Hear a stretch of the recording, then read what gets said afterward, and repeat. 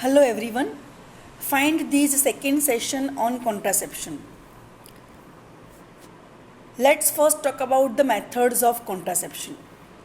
Contraceptives are of various types and they can be classified by two different ways. So we'll discuss each kind of classification one after the other. So let's start with the first type of classification, that we can also say method of contraception. Birth spacing contraceptive. The contraceptives which are used to keep the space between the birth of two children. These contraceptives are called birth spacing contraceptives. These are oral contraceptive pills, intrauterine contraceptive devices, condom, vaginal diaphragm, vaginal spermicide, coitus interruptus, natural family planning methods, and long-acting hormonal contraception. So these are all the birth spacing contraceptives. Second group is permanent voluntary surgical contraceptive. Surgical contraceptive is also called sterilization. It is done both in the males and females. When done in the female, it is the tubectomy, where a fallopian tube is cut. Nowadays, tubectomy is not done. In place of tubectomy, tubal ligation is done, where fallopian tube is not cut but fallopian tube is ligated. This is to cause the reversible method, right? Tubal ligation is reversible method. Tubectomy is irreversible method. That means after undergoing tubectomy, the female becomes sterile for the whole remaining life, whereas after having tubal ligation, the woman becomes infertile, woman becomes sterile for time being. When the ligation is removed, the woman can be again fertile. So tubal ligation is temporary sterilization or temporary method of contraception. For male, it is vasectomy, where vas deferens is cut. The third group is practice with contraceptive effects. An example is breastfeeding. So this is one way of methods of the contraception, classification of these methods. Now we come to the other method.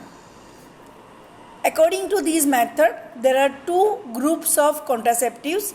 One is temporary and the other is permanent. Temporary contraceptives include barrier methods, natural contraception, IUCDs, and steroidal contraception, for example, OC pills. Now, what we mean by the barrier methods? Barrier methods prevent sperm deposition in the vagina or prevent sperm penetration through the cervical canal with use of mechanical devices or by chemical means, or which produce sperm immobilization or by the combined means. So these barrier methods prevent the sperm deposition or prevent sperm penetration into the cervical canal, either through mechanical means or through chemical means or by the combination of both chemical and mechanical. For example, mechanical barrier methods are for male condom, for female condom, diaphragm, cervical cap. These condom prevent the sperm deposition into the cervical canal, right? Diaphragm, cervical canal, cervical cap, they all have the same function. Chemical methods include creams, jelly, and foam tablets. Chemical methods are also called vaginal contraceptives, and combination means mechanical and chemical. Both are used at the same time. Coming back to the other method of contraception, that is permanent. For female, it is tubal occlusion, that is also called tubal ligation, which we just discussed. For male, it is vasectomy. Now we start with very important contraceptive method, that is oral contraceptive pills. It is also called steroidal contraception. It is combination of estrogen, progesterone. It is not progesterone, it is progesterone. It is most effective contraceptive for a woman aged 15 to 40 years. Rock, Garcia and Pincus from USA used it for the first time in 1957. It is the most reversible and most effective method of contraception. Mechanism of action of oral contraceptive pills. How do they act as contraceptives? They inhibit ovulation. Estrogen suppresses release of GnRH, FSHRH and LHRH from hypothalamus, resulting into no peak release of FSH and LH from anterior pituitary. There is no follicular growth because of that, and this results into anovulation. It also produces static endometrial hypoplasia. That means endometrial growth will not occur satisfactorily. Due to the effect of progesterone, there develops stromal edema, pseudo-decidual reaction and glandular regression. So, endometrium becomes unreceptive to blastocyst. Blastocyst is one of the stages of fertilized ovum. You can say one of the stages of development in the fertilized ovum. The fertilized ovum enters uterus in the blastocyst form, right? For that, usually endometrium undergoes required changes, but these changes do not develop. There is hypoplasia as a result of progesterone. OC pills also alter the character of cervical mucus. Normally, cervical mucus is favorable for the sperm penetration. So, cervical mucus can easily allow the passage of the sperms. So, the sperms can enter the uterine cavity. But OC pills alter this character of cervical mucus. Due to the action of progesterone, the cervical mucus becomes thick, viscid and scanty. So, such mucus prevents sperm penetration. It does not allow the sperm penetration and thereby act as contraceptive. OC pills probably interferes with motility and secretion of fallopian tubes and thereby also preventing fertilization. Now the contraindications of OC pills. When OC pills should not be used. These contraindications are of two types, absolute and relative. So let's first see the absolute contraindications. Liver disease, like acute liver disease, history of cholestatic jaundice in pregnancy, liver adenoma or carcinoma. So any of these liver disease, if patient is having, then OC pills should not be used. Now why these liver disease are the contraindication? Because the oral contraceptive pills are metabolized in liver. That's why liver disease is the contraindication for use of OC pills. Past or present circulatory disease like arterial or venous thrombosis, severe hypertension, valvular heart disease, ischemic heart disease, angina, hyperlipidemia and focal migraine. All these diseases will prevent the use of, or it should not be used in any of such heart affections. Other contraindicative conditions include pregnancy, epilepsy, undiagnosed genital tract bleeding, carcinoma of the breast, cervix or uterus. So these were all the absolute contraindications. Now we come to relative contraindications. These are severe allergy, hypertension, diabetes. Further, women above 35 years who have the habit of smoking, obesity, varicosity, bronchial asthma, depression and fluctuation of mood, nursing mothers in first 6 months after the childbirth, gallbladder disease, smoking and migraine. So all these are relative contraindications for the use of OC pills. So in all these conditions also directly OC pills should not be used. With some care, with some precaution, OC pills may be used in all these conditions. But this again depends on the status of the patient. Now, when to start oral contraceptive pills? After preliminary medical checkup, OC pills can be started. Contraindications are excluded. That means when you are examining the patient, you should look for the presence of any contraindicative condition. If you find any contraindicative condition, OC pills should not be started. Patient is informed the advantages and disadvantages of oral contraceptive pills. So before OC pills are started, patient should be explained all these things in detail. The woman with oligomenorrhea or scanty menses should not take it as it is said to produce post-pill amenorrhea. Oral contraceptive pills produce amenorrhea by the long time, or they reduce the menstrual flow. So the woman who already has scanty menses should not take it. After childbirth, the non-lactating woman develops menses at about 4th week. That means her menses returns by about 4th week. So in them, OC pills can be started after 4 weeks. Whereas in lactating woman, the OC pills can be started after 6 months as estrogen inhibits prolactin, and prolactin has important role in the establishment of the milk, right? So for lactating woman, milk flow reduces from the breast due to the inhibition of the prolactin. So for 6 months after childbirth in the lactating woman, OC pills should not be started. It may be started later. Following abortion, whether it is spontaneous or induced, that is MTB, ovulation occurs as early as 2 weeks. Ovulation returns as early as 2 weeks. So the pills are started from 5th day of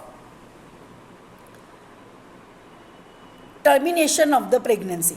5th day of PT means pregnancy termination. So after termination of pregnancy, the OC pills can be started from the 5th day. Then how to take OC pills? Combined OC pills are available usually in the strip of 28 pills. 21 white pills are the hormonal pills and the 7 brown pills are iron pills. Like this is how the oral contraceptive pills look like. 21 white pills are the hormonal pills, they are the contraceptive pills, and the remaining 7 brown pills are the iron pills. Sometimes the iron pills may not be available in the strip. Only 21 contraceptive pills are available in the strip. So a strip of 21 tablets is also available where the brown iron pills are not there. So this is how the contraceptive pill strip looks like. Sometimes in your viva examination, this strip may be kept for identification and you may be asked the question related to the contraception. Again coming back to the topic how to take OC pills. It should be started from the 5th day of menses. 1 pill should be swallowed at bedtime daily, that means taken at night. After finishing 21 pills, within a week, menses appear. That means during the course of iron pills, menses start or menses appear, right? You have to take 1 pill every day at bedtime. See, this is the back of the oral contraceptive pill. From whichever day you are starting it, the arrow has been given.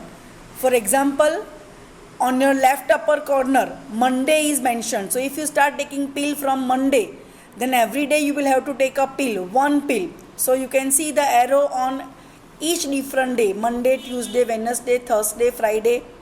And when you again come back onto the Sunday, that is on your left side, that will be the last day of taking the pill, right? So you have to take pill from the white pill. You have to take starting the white pill.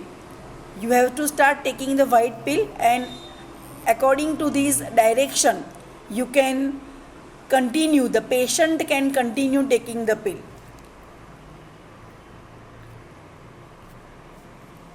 Right? So this is how the patient should take the pill. You should also understand it because you have to explain the patient how to take the pill.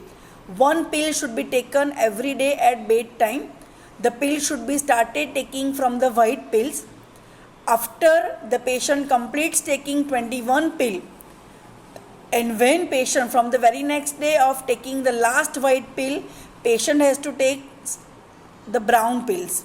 So during the course of iron pills, brown pills, the menses appear.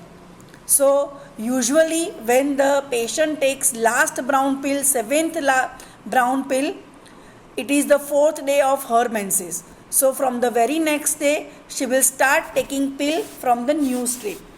See, the new course is started from 5th day of menses. That means mostly the patients who are regularly taking OC pills, it will happen that whenever she takes the 7th last brown pill, it is the 4th day of her menses. So from the very next day, she can start taking the pill from the new strip. So the new course can be started, and thus subsequent course is continued. So pills are taken non-stop, continuously, without missing it for a single day. Now if suppose one pill is missed at night, then the missed pill should be taken next morning. So next day a woman will have to take 2 pills, one in the morning that was forgotten previous night, and the other at bedtime, that is as per the regular schedule. So if the woman misses to take or skips to take a pill at one night, then next day morning she will take a pill, and at night on the same day she will take the other pill. So on that day she will take 2 pills, right? If the woman misses to take 2 pills, that means on 2 days of the cycle she misses to take the pills, then OC pills will not be reliable for that particular month. Along with use of the OC pills, the couple should take additional protection. Mostly in place of OC pills, or in addition to the OC pills, condom can be used. Please find spelling correction, it is condom, for that month till next menses appear. So for that particular month, for the remaining period, only OC pills should not be used. Along with the OC pills, the couple should also use some other method of the contraception, and the most handy method is condom.